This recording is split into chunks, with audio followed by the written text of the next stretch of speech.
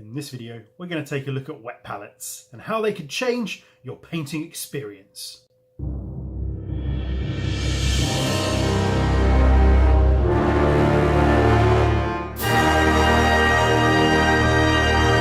Hi guys, Mike back again, and in this video we're going to take a look and a bit of a journey through wet palettes. Should you use one? Which one should you use? How should you go about it? And just my experience of said painting device. Now, for those of you that aren't in the know, and I'm sure most of you are, a wet palette is basically a way of keeping your paint wetter for longer. It allows you to have the paint in a state of constant kind of fluidity, if you like, which makes your paints a thinner consistency, which is conducive for more accurate painting and more accurate coverage, and saves you that kind of effect that if you paint straight out of the pot, you get kind of a globule of paint. Particularly if you're trying to achieve thin coats, a wet palette is absolutely essential to be able to water your or thin your paint down. Not really water it down, but thin it down in a way that makes it smooth, that makes your painting experience, I suppose, nicer, really. Gives you better results, and it affords you that kind of time, really, to work with your paint, to mix paint, to ensure that it's the right consistency before you start putting it on your miniature. So that's what it is. What it's made up of is generally a box, some sort of vessel to hold some water, and then some sort of sponge, and then on top of the sponge some sort of paper, greaseproof paper, baking paper, parchment paper, something of that nature, that will stay moist but not soaking wet. The key is not to have it soaking wet, but you do want it wet or moist. And I appreciate I'm saying wet and moist way too much already in this video. So let's move on. And what I want to do is show you what I've been using up until recently. Now, I've been using this. This is commercially, well, it's not anymore. I don't believe this is available anymore. It was commercially available from P3, Privateer Press, their wet palette. And it was basically a plastic box with a catch and a sponge. And that's the sponge that came with it. And then they did refill sheets. The sheets you got were kind of like greaseproof paper, parchment paper, baking paper, something of that nature, like I said, that you'd put on top. You'd wet the sponge. There's room in the bottom here for water. Obviously, it didn't leak. And you'd put the parchment paper on top, and you could put your paint in, and off you go. I used this wet palette for years and years and years. Bought the refill sheets, the commercially available ones, and had decent experience with it, to be honest. It was okay. Enjoyed painting with it, but always found that when I came back to it, because you could close the lid obviously on your paint, when I came back to it, paint had kind of seeped and dispersed and was all over the place basically, and you had to obviously wash the sponge and change the paper and whatever. So that was that. For Christmas I got this. This is the Everlasting wet palette from Redgrass Games, and I've been using it now since the 26th of December. I started painting again after Christmas. So the day after Christmas I started painting, and what is it today? It's the 6th of January today. And I'm kind of astounded really by this, and then I'll get into the wet palette a bit in a minute. So I put paint in this on the 26th of December, painted with it for 3 or 4 days, 26th, 27th, 28th, 29th, and then probably didn't do anything on the 30th, 31st, 1st, 2nd. So we got 30, 31, 1, 2, 3, 4, 5, 6. So 8 days. I'm going to open this, and that's what I've got. So when I've come in with my bone dry brush here, this is just a mixing brush I use, this paint is still wet, and this paint is still you can see it's still wet. You can see. I don't want to manipulate it all because I still want to continue to use it. But you can see that it hasn't leaked, it hasn't seeped, it's stayed. None of the paints have mixed together. It's staying stuck to the paper. And I just really wanted to talk about this wet palette from Redgrass Games. It's quite expensive, to be fair. You can buy it direct from Redgrass Games website for €36.90.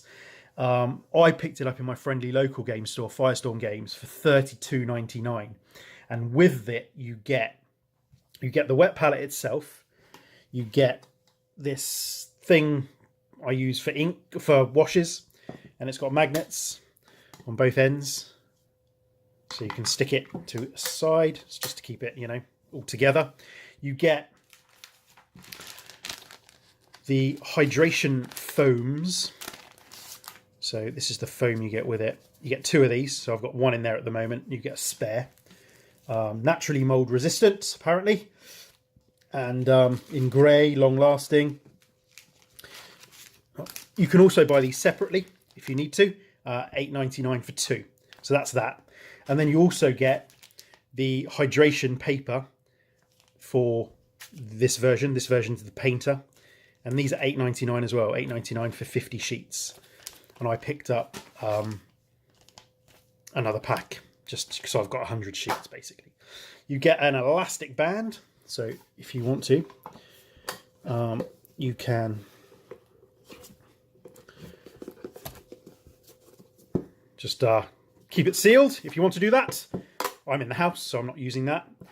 And I think you'll notice that there's a rubber seal around the lid, and it clearly seals this really, really well, because I've kept that sealed. I haven't opened this for, well, 7 days it was, because this is day 8.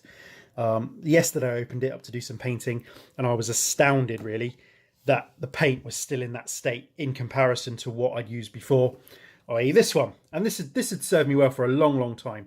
And and prior to this, I'd made my own using old like Tupperware containers and kitchen roll or a bit of sponge, with parchment paper, baking paper, greaseproof paper, all those kinds of barrier resistant, those water resistant papers that you can use that won't soak up water but are sort of damp. I'm trying not to use wet and moist, but there we go. But this has just got a sort of a damp touch to it. The foam is again damp. There's a little bit of water in the bottom of that. The back side of this foam is soaking wet, and it's just sort of drawing up through. You can see the kind of wet on my fingers there. But I was just amazed how well this worked, and I just sort of was, because when I picked it up, I thought I'd seen some reviews of it online and wanted to sort of check it out for myself really. And because P3 Privateer Press have stopped selling the refills for this, and I'd used it with again greaseproof paper or baking paper, and I wasn't really getting the results. The paint was leaching, the paint wasn't working in the way I wanted it to work with a wet palette. And I'm using this wet palette in exactly the same way as I would use this wet palette, but the results on this wet palette are so much better. Absolutely, I mean, unbelievable really. I can't believe that this paint is still usable and in this state, hasn't leaked, hasn't seeped, hasn't leached anywhere, hasn't run into each other. I mean, look how close they are together. Hasn't leached, nothing over the last sort of week. So that's, well, amazing to me. I mean, like I say, I mean, it is expensive. You're paying for the privilege of that, $32.99, but worth it in my opinion. So this is the smaller version. There's 2 versions of this system available. This is the painter version, which measures 15 centimeters by 20 centimeters, 15 by 20.